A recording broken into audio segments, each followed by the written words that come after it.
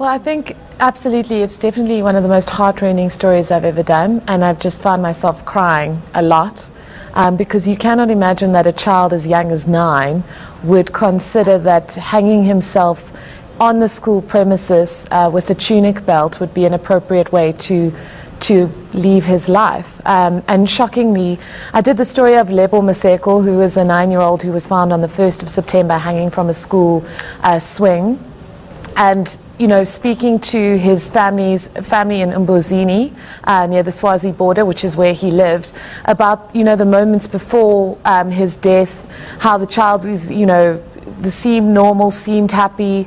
Also spoke to his uncle a great deal, who said that Lebo was the kind of child that was deeply concerned for other children and would share his food, would share everything that he had.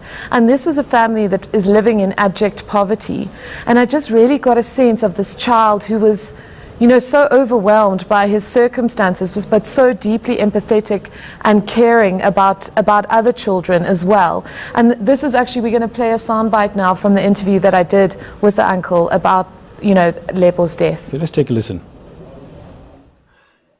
Ngaya esikoleni ngathola umntwana ubophile umile esikole sonke bantwana baphumile bahambile basemakhaya ngatibuta ukuthi why umntwana atkhunga unenkinga muni noma unenkinga yiphi ezathkhunga umntwana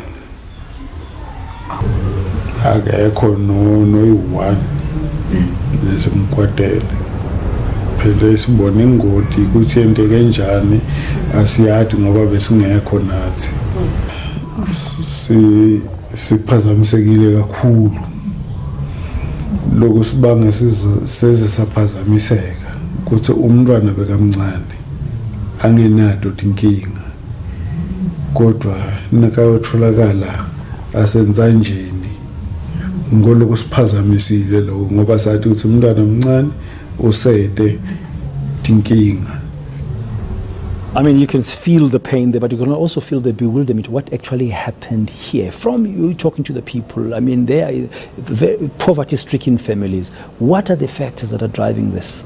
I spoke to an educational psychologist from the district that Lebo was found in, and he said to me he has gone to 60 funerals of little children over the last 5 years, and there are numerous other suicide survivors. These children are ingesting toxic substances that they find at home. Hanging is the most common.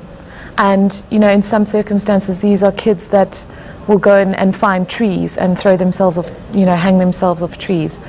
I don't think we can underestimate the devastation that poverty has on children. I think that we actually have to really, as a country, start to face how absolutely traumatic it is for a little child to grow up in the circumstances of 17 Rand a day, which is what we know the statistics from the Statistics SA is showing us that people are living on, 54% of the population. What was also heartbreaking to me was I interviewed a psychologist who works at Baragwanath, who said that they get 2 to 3 kids every week attempting suicide, usually by ingesting cleaning agents. And she said the one little boy that she spoke to said that he was scared of going to sleep because these rats used to come on his face, and that he learned this new trick of shaking his head from side to side so the rats wouldn't get to his face, and that, you know, his overdose, his attempted overdose, which thank God failed, was a response to that.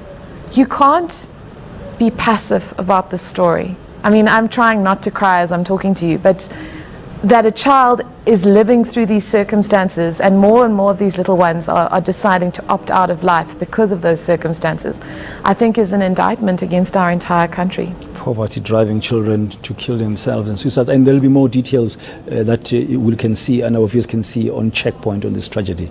Yes, it is tonight. I know it's a very difficult thing to watch, and certainly I would not choose to watch it, but I would urge people, please watch this story, because we can't be passive about this anymore. Thank you very much. ENCA specialist reporter Karen Moore.